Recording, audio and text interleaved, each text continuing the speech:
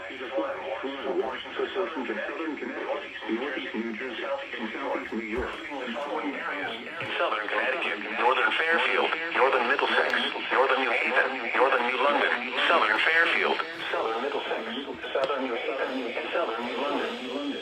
In northeast New Jersey, eastern Bergen, eastern Essex, eastern Passaic, eastern Union, Hudson, western Bergen, western Essex, western Passaic, and western Union. In southeast New York, Bronx, Brooklyn, Manhattan, northern Nassau, northern Queens, northern Westchester, Orange, Putnam, Staten Island, Brooklyn, southern Nassau, southern Queens, and southern Westchester.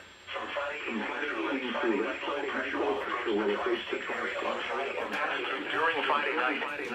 This will bring a period of moderate to heavy rains in much of the area. Rainfall is expected to begin Friday afternoon into early evening and become moderate to heavy during the evening. The rain then becomes lighter and tapers off during the overnight hours. The heaviest rainfall is expected to occur in the evening. Rainfall amounts will generally average between 1 and 2 inches. However, locally higher amounts will be possible.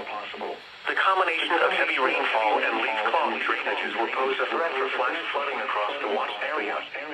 In addition, quick water level rises are possible across all rivers, streams, and creeks, with flooding of adjacent areas.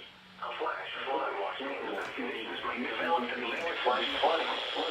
Flash flooding is a very dangerous situation. You should monitor later forecasts and be prepared to take action should flash flood warnings be issued.